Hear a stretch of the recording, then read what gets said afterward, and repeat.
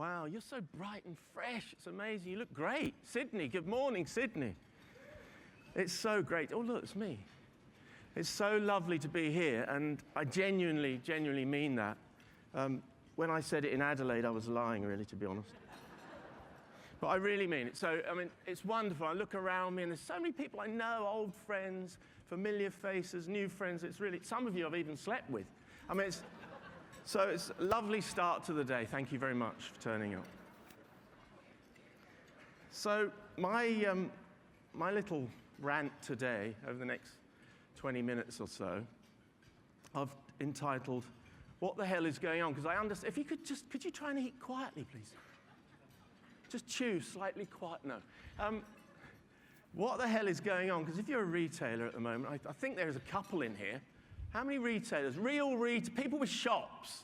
Come on, at least 3. Hey! Well, it's a funny time, isn't it? And I thought I'd try and paint the picture of where we are and where we might be going and you know, how it's all unraveling. That's kind of my job. So let me tell you what it looks like at the moment. So I live in the middle of Manhattan at 22nd and 5th, right in the middle, up at the posh end of 5th Avenue. This is what it looks like at the moment. We've got Juicy Couture that's just shut its doors. You remember Juicy? And what they did here, clever strategy, they wrapped the sign in brown paper so you wouldn't know who they were. And this is in prime retail space on 5th Avenue. You know, incredible stuff. And then just across the road, we have FAO Schwarz, you know, the absolute iconic toy retailer. Everyone's been to FAO Schwarz, surely. You remember Tom Hanks and Big and... Do you know what I'm talking about? Do you know? So FAO Schwarz closes its doors a few weeks ago. And then people often say to me, so where do all these trends sort of come from? And I said, well, it comes from in here, actually. It comes from us. And if you think about, seriously, if you just think about your own attitudes to how things have changed over the last 6, 7, 8 years, think about like supermarkets and how you feel about those big, powerful brands now. Do you use them in the same way? Because the global trend is much more about topping up, not doing the big weekly shops. So things have shifted dramatically. Think about how you feel about those big fast food chains and how you felt maybe 6, 7, 8 years ago. Different place, isn't it? The Hungry Jacks and the Burger Kings and the big pizza chains and McDonald's, all in a slightly tricky time for them as well at the moment.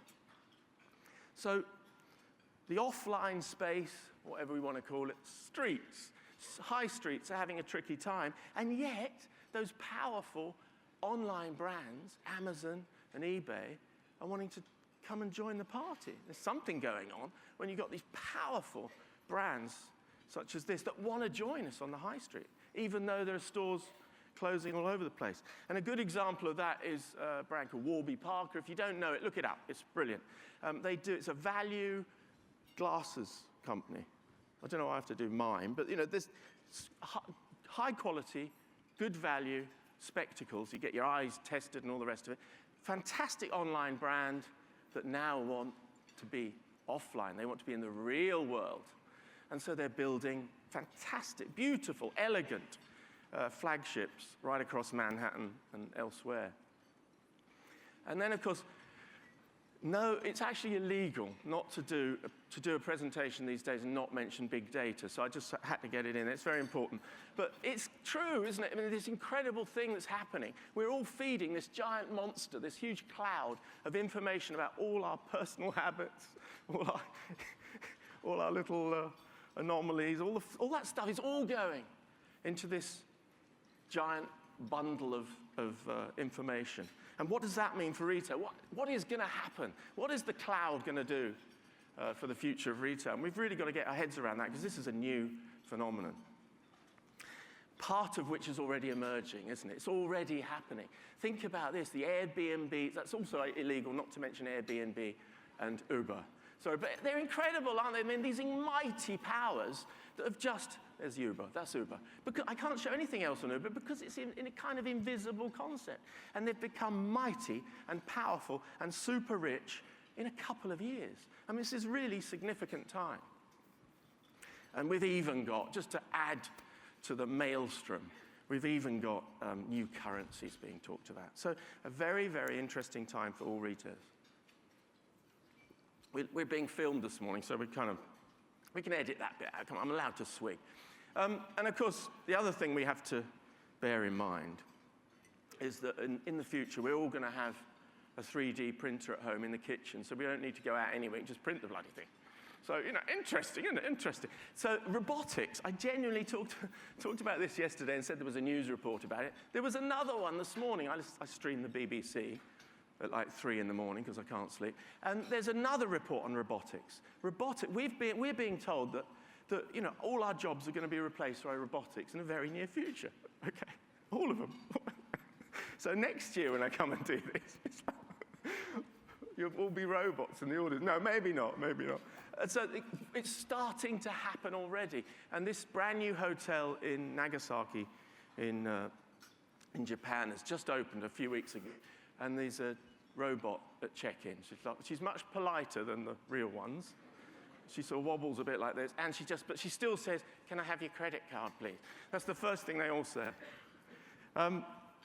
So, tricky time. The retail landscape is in flux, and the world is getting the future's scary. The world's in a tricky space at the moment. I mean, we're being told, climate change we're being threatened with the whole time, and I think it's like, we're all going to be underwater in the next couple of weeks, I think. I mean, it's really, it's coming fast. Migration is probably one of the biggest issues we face. Terrorism, I'm sorry to cheer you up in the morning. Terrorism, what do you think is going to get better?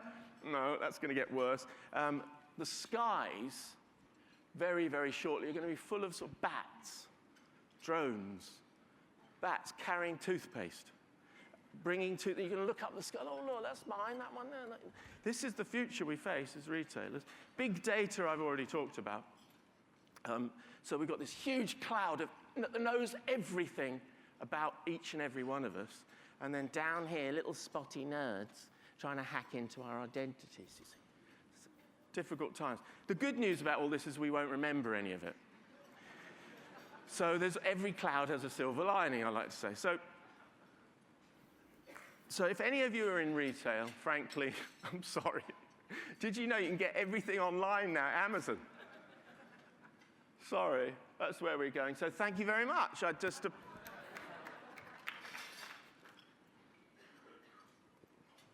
So, not quite the picture, is it? And I'd like to try and represent the past. I'd like to try and explain what happened in clear lines. I think there was a shift, a massive shift. We didn't slowly, Darwinianly arrive here. It came in chunks, and there's a dividing line, there's a defining line, and I believe that line was in 2008 when we had what you call the GFC. I love doing that. Hang on. The apocalypse, wasn't it? And it was really a defining moment. And I'm going to try and make it a little bit entertaining at 7 in the morning. But the truth is, I think why am I squatting? I have no idea. The truth is, we sat around the fire. Hi, guys. We sat around the fire after the apocalypse. I just want you to picture the scene. It's just like the burning landscape, the embers of a city in the distance. There's a running figure. Oh, it's Tom Cruise. And he's got a leather vest. Looking good, Tom. Little smear of oil on his face. Nice. Looking good. We're thinking, okay, this is it. We're going to have a new beginning now. We want different things now. We want a whole new system. We want new values. We want to reconfigure everything. We're rebooting. And out of that, I believe, a new customer was born. And it's us, okay? It's all of us. And that customer, I'm calling Pam. So I want you to meet Pam today, because it's us, okay? So don't think this is some remote thing. This is all about the way we are changing, the way we're feeling. And Pam is post-apocalypse man. I'm doing my best impression. It's true, and I think, let's examine it. Let's test you on this. Let's think, what is it that's really shifted? So I like to say, in my black and white way, we want products that are the, not a, don't we? If I asked all the guys in the audience, what do you want for Christmas? Do you want a watch? Would you like a watch? Oh, yes, please. Does it tell the time? Yes, it tells the time. Absolutely. It's very accurate. I mean, no, nobody wants a watch. Do they want the watch? Surely that's an obvious thing. And I think this has shifted. It's a clear, defining line. Or if I said to you, let's choose another thing, so that's easy. Let's choose coffee. If I said to any of you, because this is a coffee culture, isn't it, Sydney? Oh, my God. So if I said, did you want a coffee? Yeah, let's go for a coffee. No. You want the coffee. And you all, in your heads right now, know the brand that is the coffee. No, I've got the coffee. I've had the coffee. Yes. I've had it. It's actually, it's my coffee. I disagree with your the coffee. It's my coffee. But we all have one. It's an incredible shift, and this is really a new phenomenon. And it's important for retail to understand this. And here's my evidence. So earlier this year, I took a little research trip, as I do, to Detroit. Now, Detroit, if you don't know about it, it's incredible, because it was one of America's biggest cities. Birth of, General Motors, Ford, and all that, Motown, all of that. And it's kind of gone bust. So I turned up at the airport, and we ordered an Uber, and we got in the Uber, and there was one car on the road, and we were in it.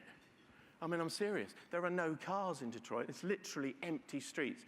It's an incredible place. I'm serious. So I got to this place, and I asked about, trying to find out what's cool, and I was told about this thing called the Pony Trail, which was start-up businesses. And I took a cab with my girlfriend out to this place on the map, and we got no cars on the thing. Took an Uber, the same guy. That's the thing. So we ordered another Uber. It's the same bloody guy.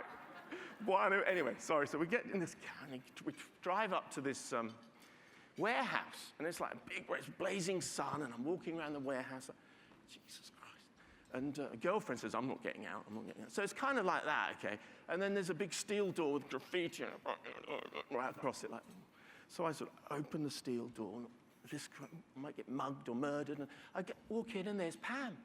And he's making coffee. Can you see him?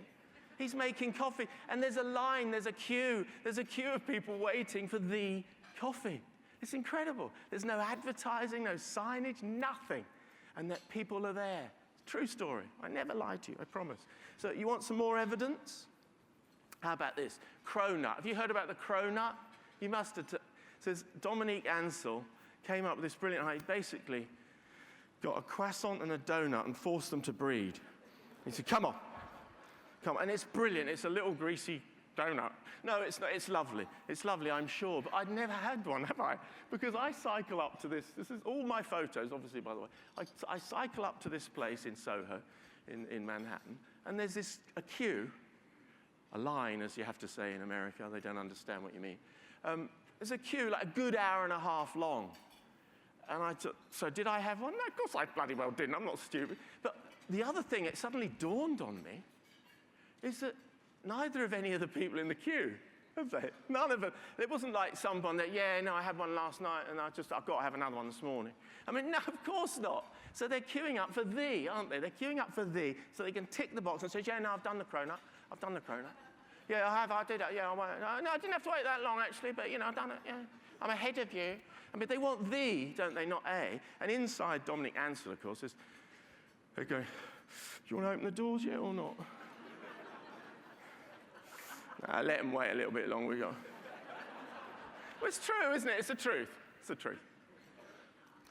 So you want a bit more evidence. So I love this. This is a true story. So there's a chain of bakeries in New York called Crumbs, or in the US called Crumbs. And they were worried. They kept seeing these queues outside Dominique Ansel. We want some of that. I want some of that. So, and they don't speak Cockney. I don't know why I do that. But anyway. So they said, well, let's have a board meeting. They all sat around the table and said, we're going to come up with it. Yeah, we can do that. We can get a croissant and a donut. We can make them bread. Yeah, do it. What should we call it? Oh, yeah, no, we can't. We'll get sued. Cronut. Genius, promote that man. Do the posters. Let's get this out next week. Let's go for it. So they did it, and of course, no queues, are there? And the lovely thing about this story was they went bust a short while later. Genuinely, they did go bust, and I always love it when a retailer goes bust. No? Okay, sorry. I laughed. Sorry.